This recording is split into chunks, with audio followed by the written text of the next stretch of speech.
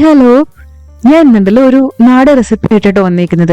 നമ്മുടെ ഉണക്കച്ചെമ്മീനും മാങ്ങയും ചക്കക്കൂരും എല്ലാം ചേർത്തിട്ടുള്ള ഒരു ഒഴിച്ചുകറി.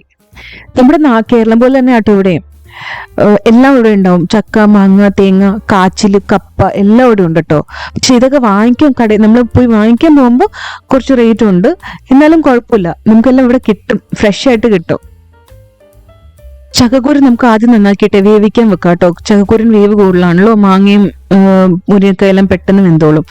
അപ്പൊ അതിന് വേണ്ടിയിട്ട് ആദ്യം 1 ടീസ്പൂൺ മുളക് പൊടി ഇടുക, 1/4 ടീസ്പൂൺ മഞ്ഞൾപ്പൊടി ഇടുക, കറിവേപ്പില ഇടുക, ആവശ്യത്തിന് ഉപ്പ് ഇട്ടിട്ട് വേവിക്കാൻ വെക്കുക. 2 ചെറിയ മുരിങ്ങക്ക ഇരിക്കുന്ന കണ്ടോ ഇതില്.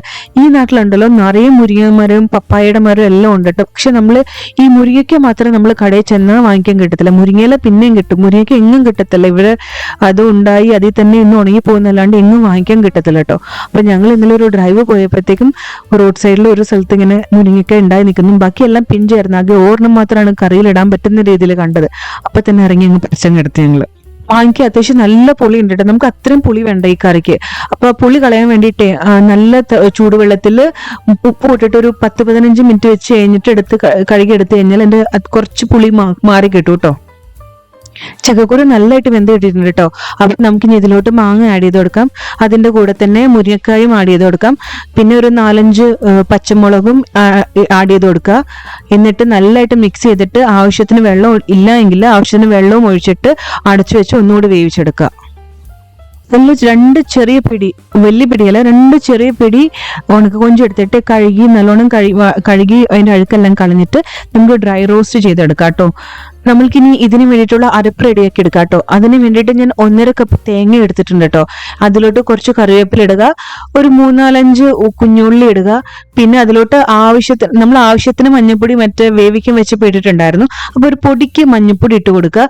പിന്നെ ഞാൻ 1.5 ടേബിൾ സ്പൂൺ മാത്രം ഉണക്ക ചെമ്മീൻ മാറ്റി വെച്ചിട്ട് ബാക്കി എല്ലാ ഉണക്ക ചെമ്മീനും ഈ തേങ്ങയിലോട്ട് ഇട്ടിട്ട് അത് ചേർത്താട്ടോ അരയ്ക്കാൻ പോകുന്നത്.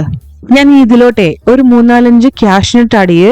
അത് തികച്ചും ഓപ്ഷണലാണ്. അത് രുചിക്ക് കൂട്ടോ കുറയ്ക്കോ അങ്ങനെ ഒന്നും ചെയ്യത്തില്ല. ഒരു ക്രീമി ടെക്സ്ചർ കൊടുക്കും, അത്രേ ഉള്ളൂ. ഞാൻ ഗസ്റ്റ് ഒക്കെ വരുന്ന സമയത്ത് അല്ലെങ്കിൽ ഒരുപാട് കറി വേണം എന്നൊക്കെ തോന്നുന്ന സമയത്ത് തേങ്ങ കുറവാണെങ്കിൽ കാഷ്നട്ട് ആഡ് ചെയ്ത് കൊടുക്കേ.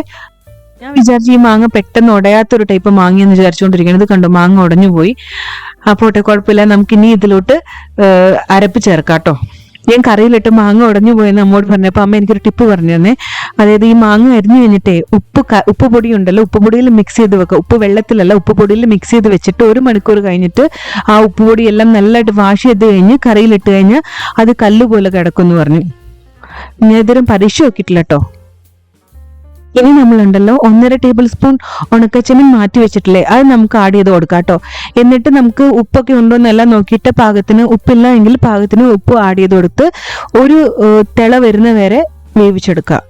ഒരു തിള വന്ന അതിക്കുള്ളിൽ വേവിക്കരുത്, കാരണം തേങ്ങ പിരിഞ്ഞു പോവേ. അതിന് മുന്നേ ഓഫ് ചെയ്യണേ. കറിയിൽ ചെറുതായിട്ട് തിള വരാൻ തുടങ്ങിയ ഈ സമയത്ത് ഓഫ് ചെയ്യണേ.